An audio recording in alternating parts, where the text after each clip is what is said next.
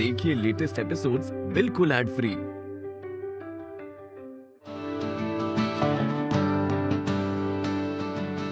ये लॉक कैसे हो खेला? खुली तो ना ना? बिल्कुल ना खुली आरती जी, आप बैठी। अंश, अंश, तू?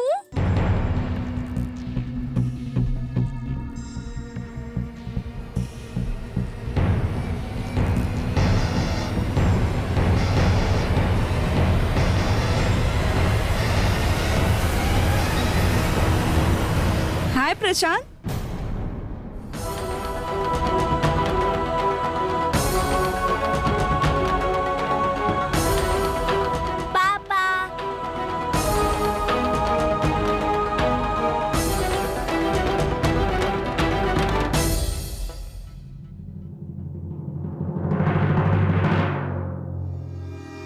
सुनीता, तू यहाँ?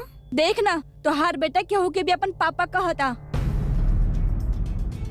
हमरा के बुद्धू बनावता।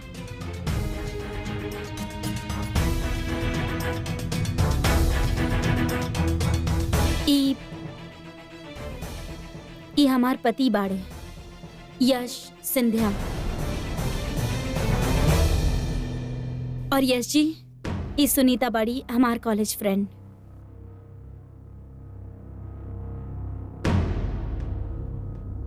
हेलो अंश, हमारी बेटा। हमार और आरती जी के दूसर शादी पहली बार। आरती, तू दूसरा शादी कर ले? हेलो, अब सारा बात आजे कर लेबू, बाद में कबो बात कल जाओ ना आराम से। अभी हम बच्चा लोग के लेके एसएल वर्ल्ड आयल बानी। शाम हो रहा बा, एसएल वर्ल्ड के सारा राइड्स बंद हो जाइए। बच्चा बहुत उदास हो जाइए अगर सारा राइड्स ना कर पेले तो। हम आराम से तरह से बात करत आनी ना। आप लोगन के अभी राइड्स पे बैठे के बना? हाँ मम्मा, हमनी के राइड्स में बैठे के बा। चलो बच्चा लोग, चलो। आरती जी इतना जल्दी कब आ? हम कहाँ जल्दी कर रहल बानी। वो तो बच्चा लोग के मन बा, राइड्स पे घूमे के ऐसे जिद करत रहले ना वो लोग। हम तो बस इनकर जिद पूरा करत आनी। हमरा को ना जल्दी नहीं खे। एकरा से तो हम बाद में भी मिल ले। हमार पुरान दोस्त बड़ी। अब तू ख्याल रखे अपन। हाँ चली। रुका ना, अरे अपन नंबर तो दे दा। तरह से बहुत सारा बात करे के बा। पुरानी याद ताजा करे के मन नहीं का तुहार? नंबर तोहार नंबर बा ना हमरा पास। हम तरह की कॉल करत आनी। अब कॉल ना तो एसएमएस तो करिए दे, फिर आराम से बात कल जाओ। देखा ना, हमरा बहुत देर हो रहा बा, बाद में आराम से बहुत सारा बात कल जाओ। ओके? 1 मिनट आरती जी, नंबर देवे में कितना टाइम लगेला? एगो काम करिए, आप ये हमार कार्ड रख ली। आप हमारे फार्म हाउस पे जरूर आए। चलिए आरती जी, बाय। चला।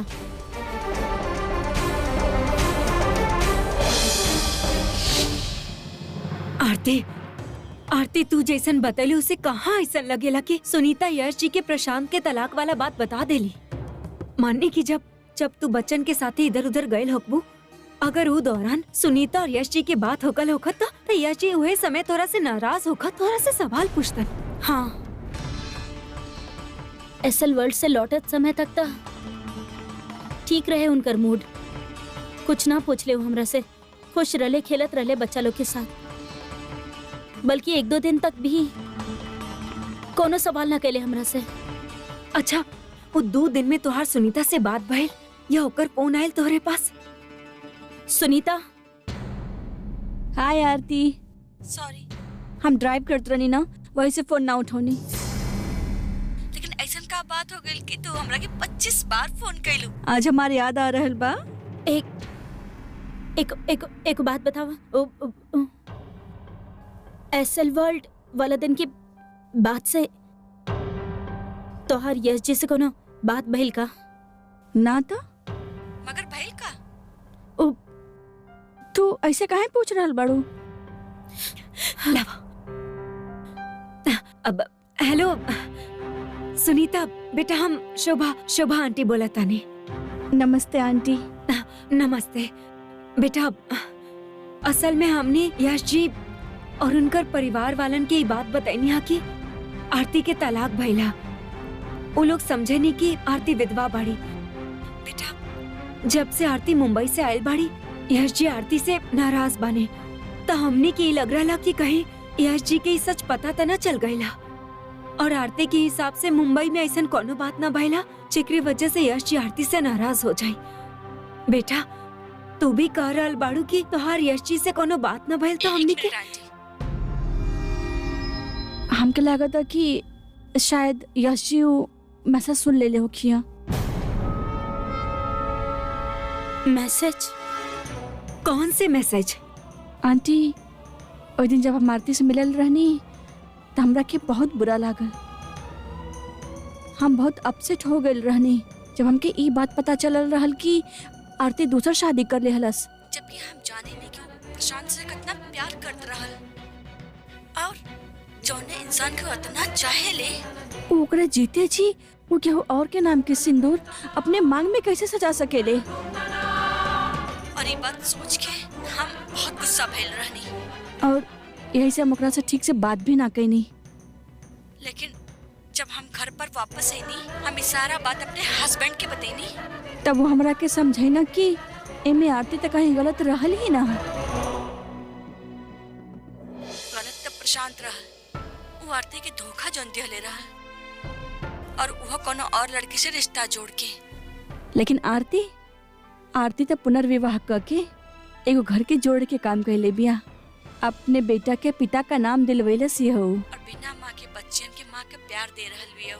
लेकिन जब हमके रियलाइज भेल तब हमके बहुत बुरा लागल कि हमके आरती से इस तरह से बर्ताव ना करे के चाहत रहल, लेकिन फिर भी हमारी हिम्मत ना होत रहल कि हम उसे कैसे माफी मांगी, का करी, कैसे कही। लेकिन एक दिन हमसे रहा ना गई तो हम आरती के बीच हाउस पर फोन कईनी, लेकिन तब शायद घर पे केहू ना रहल और वो कॉल आंसरिंग मशीन पर चल गई। आई एम सो सॉरी आरती, हम बहुत शर्मिंदा बानी। हम तोहरा से ओ दिन ठीक से बात भी ना कईनी ना, लेकिन अब लागता कि तू दूसर शादी करके बिल्कुल सही कदम उठौलू। जौने प्रशांत से हम तोहरा के मिलवैले रहनी, आज वही खातिर हमरे दिल से बदुआ निकलता। दूसरे लड़की खातिर तलाक देके चल गई। देख लिया आरती, प्रशांत जहाँ कहीं भी होखे चैन से जी ना सकेला। I'm really sorry आरती, हमरा के माफ कर दिया। आंटी, हमके लागत है कि वो रिकॉर्डेड मैसेज यश जी सुन ले होखिया। I'm so sorry aunty. हम ना जानत रहनी कि ये सच यश जी से छिपावल गइल बा, पर लेकिन ये कौन दिन के बात था? कब फोन कैले रहलू तू? हाँ, 10 तारीख के। 10 अगस्त के। 10 अगस्त। आरती, अच्छा बेटा, हम तोरा से बाद में बात करत तानी। हाँ जी आंटी। 10 अगस्त वाला ही दिन था यश जी अचानक मुंबई से वापस आवे की ठान ले रहने। बहुत बहुत बहुत गुस्सा में रहले हो। हम आपसे कले रनी ना माँ, कले रनी ना हम आपसे, कले रनी ना बाबूजी से कि झूठ मत बोले, मत छुपाइए सच। लेकिन ना, हमारे एक ना सुननी आप लोग, मजबूर हो गए हमरा भी चुप करवा देनी। देख लेनी ना होकर नतीजा माँ, सब खत्म हो गए, सब खत्म हो गए माँ, सब बर्बाद हो गए। आरती कहाँ जा रहल बाड़ू? माँ, हम यश जी से मिले चाहता नहीं, उनका सब कुछ सच सच बतावे, उनका से माफी मांगे। आरती, ये वक्त तू तोरा से नाराज बानी बेटा। ना माँ, सब कुछ सच जाने के बाद भी वो केहू के कुछ ना बोले, ये उनकर बड़प्पन बा। ऐसे हमारा फर्ज बने ना कि हम उनका से माफी मांगी। माँ जी, बाबू जी, प्रीति भाभी सबसे माफी मांगी। और हम सिर्फ यश जी के ही ना, पूरा परिवार के धोखा दिले बानी। आज जाके हम सब कुछ सच बता दे कि हम विधवा तलाकशुदा बानी। बेटा, थोड़ा ठंडा दिमाग से काम ला। मानने की हमनी से गलती हो गई, लेकिन एकर मतलब ये ना हो कि तू जाके। पहले ही बहुत समय बर्बाद कर चुकल बानी हम, अब एक पल भी बर्बाद ना करे चाहता नहीं। हमरा यश जी के वो परेशानी से बाहर निकाले के होगी जब वजह से इतना परेशान बाड़े। आरती आरती हमारी बात सुनो बेटा। आरती कहाँ चल गए? कुछ बता के भी ना गए।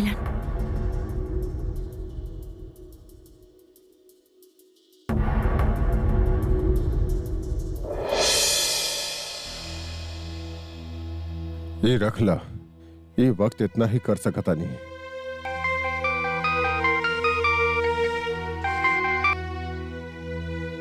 शोभा कहाँ बानी? आप कब से फोन लगा रहा बानी? फोन काहे न उठावा तानी? अब हम एक मीटिंग में बानी, कुछ काम रहे।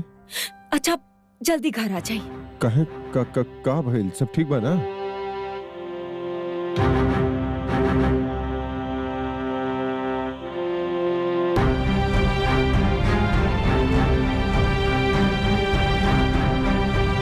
अरे तब तू आरती के रोक लो काहे ना?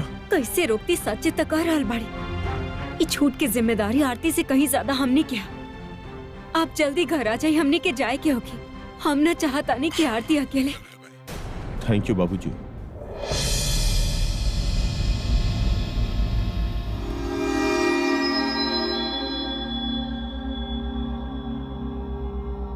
ये तो प्रशांत की आवाज है। एकर मतलब ये प्रशांत से मिले कहीं बनी।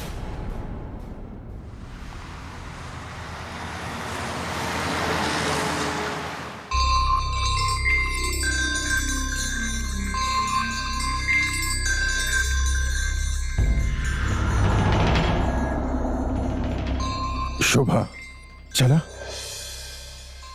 अपन बेटा से मिल के आवा तानिया। कुछ पूछ रहल बानी हम आपसे। प्रशांत से मिल के आवा तानिया। हाँ भूल गई नी आप? इहे हाथ से ही घर में होकर हम अंतिम संस्कार कैले रहनी। शोभा हमार भूल बात गई तो नी सुन। आप? आपके आरती के चरित्र पे उंगली उठैले रहले, बच्चलन कहले रहले हो। अपन होखे वाला औलाद के आरती के पाप बतैले, नाजायज औलाद। ओकरा से मिले गई रहनी आप। शोभा माना तानी प्रशांत गलती कैले बा, मगर वो बहुत मुसीबत में बा, और मुसीबत के वक्त माँ बाप ओकर मदद न करी है तो क्या करी? ना बानी हमनी ओकर माँ बाप। हमनी के सिर्फ एक के औलाद हुआ आरती, बस आरती। खून के रिश्ता इतना आसानी से ना टूटेला शोभा। नाराज रहनी हम भी प्रशांत से, लेकिन आज जन हम ओकर हालत देखनी तो दिल पसीज गई हमार। बहुत दुखी बाहू, बहुत बड़ी मुसीबत में बा। निदा के साथ होकर नहीं बनत। 1 महीने से वो दोनों एक दूसरा से अलग रह रहल बड़े। हमार बेटा पूरा तरह टूट चुकल बा। सुन रहल बड़ू तू? ई तो होखे के ही रहे ओकरा साथे। हमार बेटी के ठुकराइले, ओकर दिल के ठेस पहुंचैले। आरती के साथ अपन खुशहाल गृहस्थी के छोड़ के अपन बच्चा से मुंह मोड़ के वो दूसर औरत के पास चल गई तो खुश कैसे रह सकेला?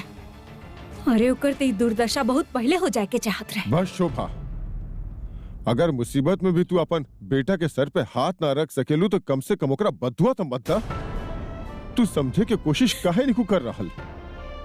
अगर आरती के तलाक शुदा होके के सच सुन के यश और ओकर परिवार वाला ओकरा स्वीकार न कर लेता तो कहाँ जाई आरती? का करी? केकर सहारे जीव?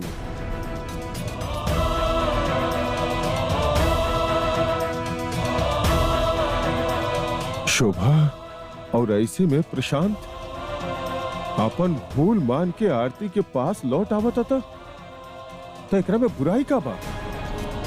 ये आप कह रहल बानी? और वो भी इतना कुछ हो जाए के बाद? आरती प्रशांत के साथ प्यार कैले रहे, और कहल जाला ना कि पहला प्यार भुलौले से बिना भुलाला। कितना ही बड़ मजबूरी काहे ना हो, आरती प्रशांत के पास लौट के ना जाए। कब वो प्यार कैले रहले प्रशांत से, लेकिन अब ना। अब वो यश जी से प्यार करेली। यश जी से। एगो औरत अपन जिंदगी में दिल से उहे आदमी से प्यार कर सकेली जे ओकर इज्जत करेला, ओ से ना जे के दुख दे के, धोखा दे के छोड़ के चल गई होगी। पहला प्यार के भुला चुकल बाड़ी आरती। और ई बात कि प्यार जिंदगी में सिर्फ एक बार होखेला, दोबारा ना, आज के जमाने में लागू ना होखेला दुबे जी। और जहाँ रिश्ता के टिकल अपन स्वार्थ, अपन सहूलियत पर निर्भर करेला, वहाँ आप सोच भी कैसे लेनी कि आरती प्रशांत के माफ कर दे। कांच के गुड़िया समझ रख ले बानी आप ओके कि जब जी में आयल कह देनी बेटा पुनर्विवाह करला, और जब जी चाहल कह देनी लौट के अपन पुराना पति के पास चल जा। हम किताब के सोच पे हैरानी हो रहा है। और हम तोहार सोच पे हैरान हो रहल बानी शोभा। ऐसन का रखल बा आरती और यश के रिश्ता में जे उ लोग के बांध के रखे, जोड़ के रखे। अब तक यश आरती के अपन पति स्वीकार नहीं के कैले, और तू ही कहलू ना कि पति पत्नी के रिश्ता में अगर प्यार ना होके तो शादी के नींव खोखला हो जाला। हाँ कहले रानी हम। और अब वह विश्वास के साथ हम कह सके नहीं कि गणपति बप्पा हमार आरती और यश जी के बारे में कुछ अच्छा ही सोच ले होखिए। उनकर कृपा से हमार आरती के जीवन में भी प्यार के कोपल आए। समझौता के नाम पे जोड़ल रिश्ता की नींव इतना कमजोर न रहे दिए उ, ये भरोसा हमके। और हमके पूरा भरोसा कि आरती और यश जी के जीवन पर छायल दुख और संकट के बादल बहुत जल्दी छट जाइए और प्यार के धूप से उनका जीवन फिर से जगमगा उठी। फिर से। बड़ी मम्मी, बड़ी मम्मी, बड़ी मम्मी, बड़ी मम्मी, मम्मा कहाँ बाड़ी? मम्मा आपके पापा से मिले गई बाड़ी। और आपके भी अपन पापा के पास जाए क्या बेटा? हाँ। चला। रुका शोभा, हम भी चलब साथ में। बेटी मलने बानी ओकरा, चला।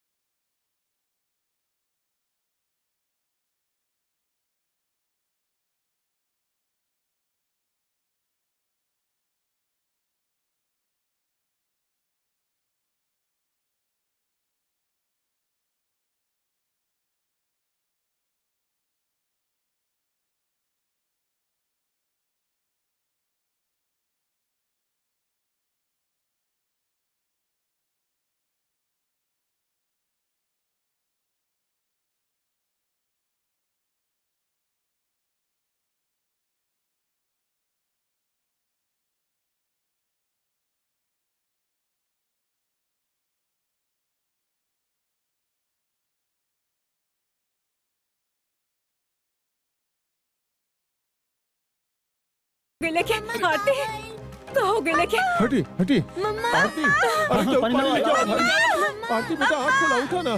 कहो गए लेके आरती बहन जी बगल में अस्पताल है, इनके ले चली हुई जा। हाँ, ले चलिए। उठाइए के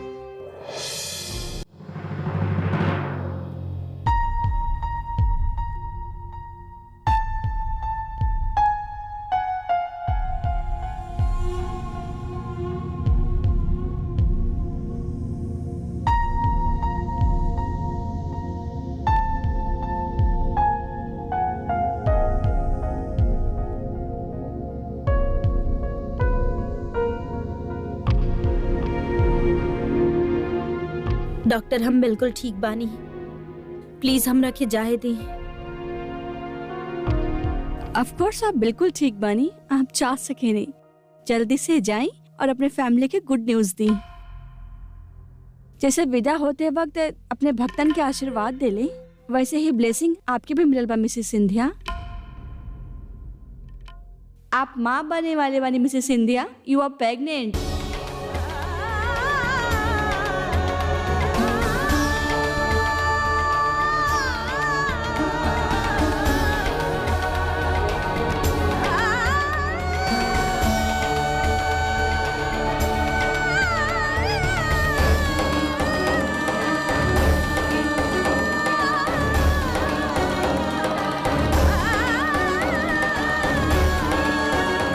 काहे कहनी आरती जी, सब खत्म कर देनी। धोखा देनी हो ईशा।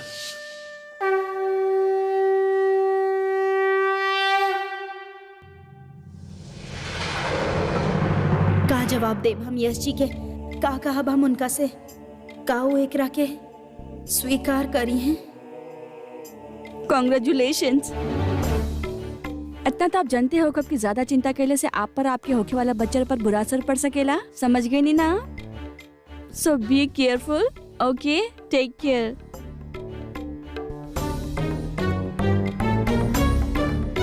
आरती गणपति बप्पा जाते जाते तो आंचल खुशी से भर देनी।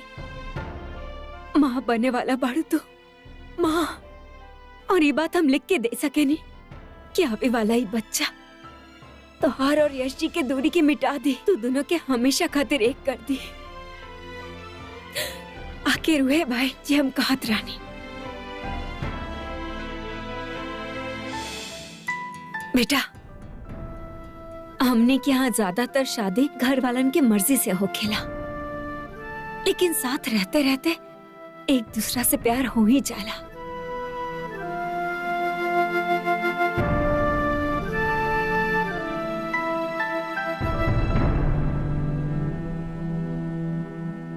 का भइल आरती, ऐसे का देख रहल बाड़ू?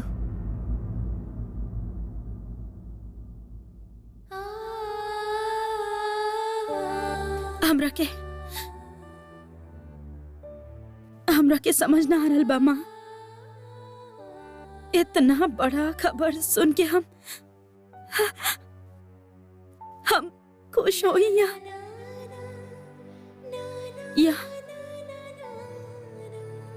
या रोई? ऐसे काहे कहत बाड़ू तू?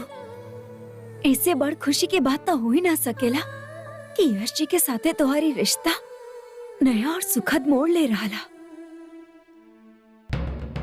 ना माँ,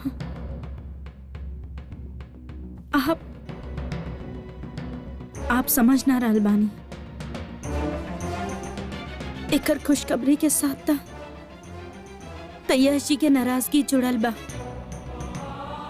यही से वो बोलत रहले कि हम उनका के धोखा देले बानी। वही है बा, यही बा। यश जी अपन जिंदगी में अर्पिता के जगत केहू के ना देवे चाहेले, लेकिन हमरा तो ये समझ में ना आ रहल बा कि ये सब भइल कब और कैसे। एगो औरत होके के नाते हमरा के पता होके कि चाहिए हमार साथ का हो रहल बा, लेकिन हमरा के कुछ भी याद ना आ रहल, कुछ भी। कुछ भी याद नहीं के। याद ना आ रहा था, याद कर, पता लगाओ बात के कारण के, और ये बेकार में घबरावल और परेशान होकर छोड़ दारती। बेटा, बच्चा पति पत्नी के रिश्ता के उगो नया मजबूती, नया आदर देवेला। हाँ, और ऐसे खुशी के घड़ी में इस तरह से आंसू ना बहावल चला ना। और हाल बात यश जी के नाराजगी के, अगर उनकर नाराजगी के कारण एक खुशखबरिया, तो फिर ये धोखा ना हारते, धोखा ना। ऐसे ई बात के तू अपन मन से निकाल दे कि तू यश जी के धोखा दे रहा बाड़ू, और यश जी के भी बात के पछतावा ना होके के चाहिए आरती। काहे कि तू दोनों पति पत्नी बाड़ू। एक खबर तो हर रिश्ता की पहचान है आरती। ये बच्चा अब तो हर रिश्ता के बुनियाद है, और सच कही तो अब सही मायने में तो हर जीवन के शुरुआत होके जा रहा है। ये बच्चा हमरा खातिर तो हमार प्यार के निशानी बा ही माँ, लेकिन का यश जी भी ऐसा सोच पाई हैं, दे सकेनी हमारे सवाल के जवाब।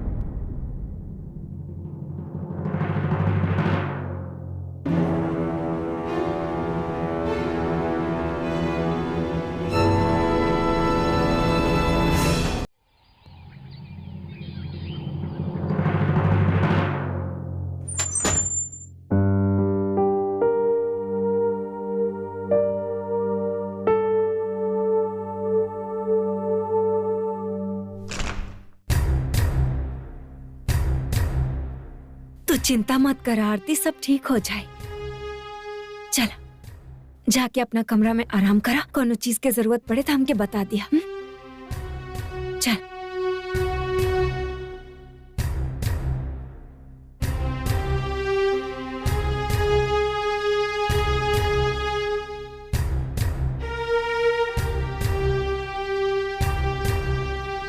आप पूछत रहनी ना कि आरती के पुनर्विवाह से का मिलन, वो कौन से बात है जो आरती के यश जी से जोड़ के रखी। अब तो समझ में आ गई ना आपके, आरती माँ बनने वाला बाड़ी, यश जी के बच्चा के जन्म देने वाला है। गणपति बप्पा जाते जाते ये बात के संकेत दे ही देने की आरती और यश जी के रिश्ता अटूट है। और आप देखा भी बच्चा के जन्म के बाद आरती और जी के जीवन में प्यार और लगाव बढ़ जाए, जो उनके हमेशा हमेशा खातिर बांध के रखी। आज हम बहुत खुश बने, बहुत खुश। कुछ मीठा बना दे बताने, लेकिन सुनी, सिर्फ एक बात के डर हमके, एक खुशी के केहू के नजर न लगे। समझ रहल बानी ना हम का कहता नहीं। हम प्रशांत के दोबारा अपन बेटी की जिंदगी में जहर घोले ना दे।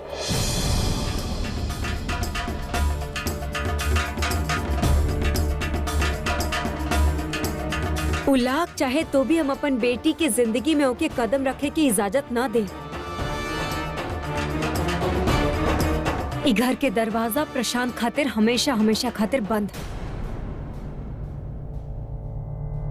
और ये बात आप भूलब मत कि फैसला हमने दोनों मिल के ले रहने।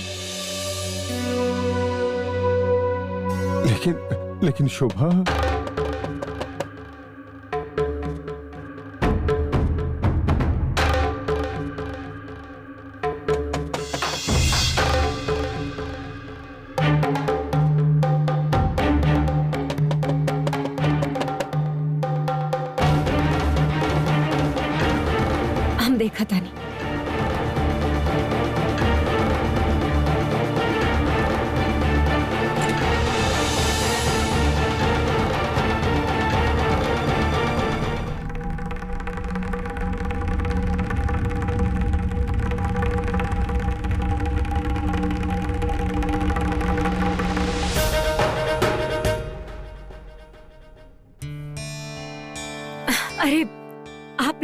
नमस्ते।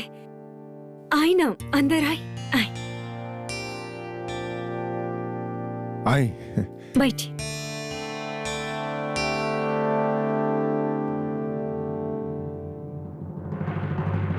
माफ करें, बगैर खबर दिले चलाई नहीं। अरे ना, दिल्ली गए रहनी हमने के डॉक्टर से मिले खातिर। एक्सरे रिपोर्ट देखला के बाद डॉक्टर कहले बा कि गायत्री के घुटना के ऑपरेशन जल्दी से जल्दी करावल ठीक बा। ये मामला में बहुत देर कल ठीक नहीं खे। जाए के पहले गायत्री के इच्छा रहे पुता पुती से मिले के यही से चलाई नहीं। अच्छा कहीं नहीं आप। बच्चन आप लोगन से मिलके बहुत खुश हो गए। हम अभी बुलाते पता नहीं। पलक, पायल, अंश, देखा आपसे मिले के आयल बानी।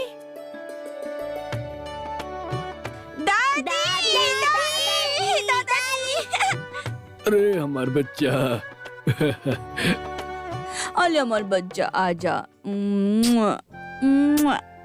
कैसन बाड़ी हमारा राजकुमारी? अंश कैसन बड़ा बेटा? अच्छा बानी दादी। ओहो पता बता रहा लोग के दादी तारा लोग खातिर गिफ्ट लेके आयल बड़ी। देखा लो इला और ई अंश तारा खातिर। थैंक यू दादी।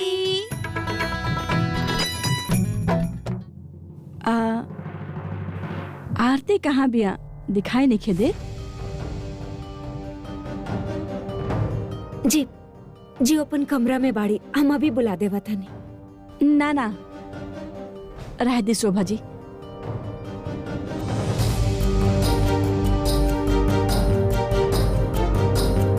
हम खुदे उसे जाके मिल लेते नहीं।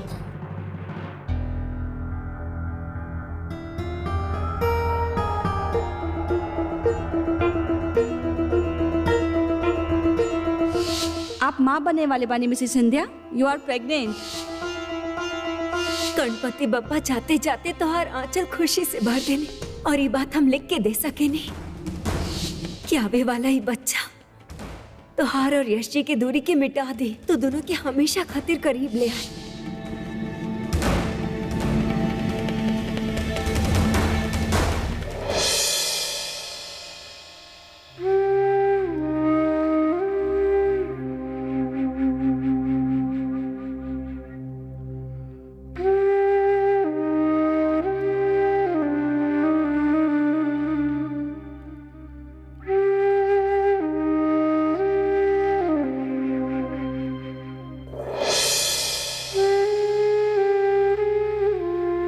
मम्मी जी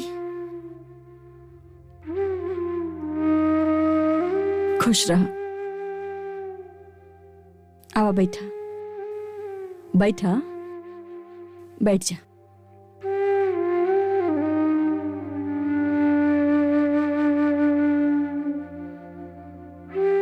माफ करिए मम्मी जी, हमरा पता ही ना चलल आप कब आईनी। आप बैठिए, हम आपके खातिर चाय बना के लावत हम बानी। कहनी ना बैठा। हम तोहरा से मिले आइल बानी, तोहरा से बात करे आइल बानी। तोहरा पर शक कई नहीं। हम पता नहीं कैसे सोच लेनी कि अमन के साथ तो हर दोस्ती के अलावा कोनो और भी रिश्ता हो सकेला।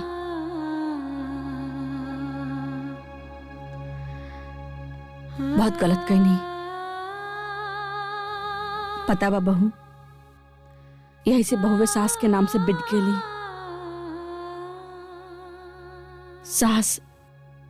सास के अपनी बेटी के तो खुशी नजर आवेला, पर अपने बहू के दर्द ना दिखाई दिला। हमरा के माफ कर दा। मम्मी जी प्लीज, हमहू एगो बेटी के माँ बानी। आपके उलझन बहुत अच्छा से समझ सकेनी। प्लीज माफी मांग के हमरा शर्मिंदा मत करें। यश बच्चन के बहुत याद करेला। उनकर कमी बहुत खल रहल बा ओके। कबो रहल नाना उनके बिना। देखा बेटा, हम नहीं जानत कि तू दोनों के बीच का भइल बा, काहे भइल बा, कैसे भइल बा, पर हम इतना जरूर जाने नहीं तोहरा के रिश्ता के बांध के रखले के समझ बा, हुनर बा। यही से कहत नहीं तोहरा से जल्दी घरे लौट के आ जा और अपने साथ वो सारा खुशी भी लेके आ जा। इतना सा इच्छा तो पूरा करबो ना हमरे ऑपरेशन से पहले। ऑपरेशन? हाँ, हमारा घुटना की तकलीफ का भी यह इलाज है। यही से इतना सा उम्मीद लेके आइल बनी तुम्हारे पास कि जब हम ऑपरेशन से लौट के आई तो तू अपने पति और बच्चा के साथ दरवाजा पर हमारा स्वागत करा। हमारा विश्वास के ना तोड़बू ना तू, पूरा करबू ना हमारा इच्छा के।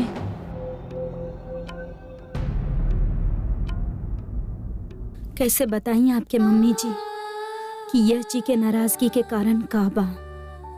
जौन बहेल हमने के बीच में वो कोनो गलती ना रहे, लेकिन यश जी के कैसे मनाई हम। अरे अरे अरे अरे लड़े के नहीं के? हाँ, सारा गिफ्ट आपस में शेयर करा लो, ठीक बा?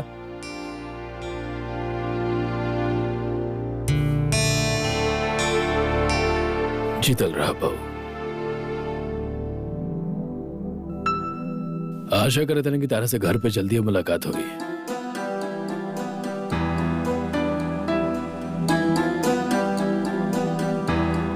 चलो बच्चा लोग, अब जल्दी से अपन दादी के लगे चालो। चलो चलो, अब हमने के भी इजाजत दी, हमने के चलता नहीं। आई आपके बाहर तक छोड़ देता नहीं। जी।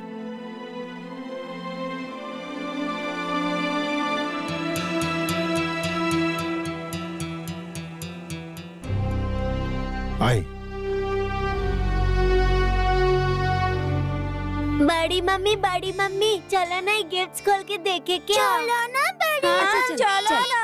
चला देखे के बा।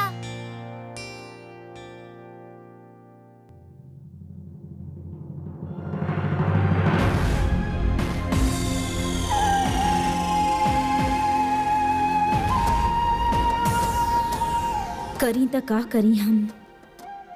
एक तरफ यश जी के नाराजगी बा और दूसर तरफ मम्मी जी के अपन बहू बेटा के एक साथ खुश देखे के इच्छा।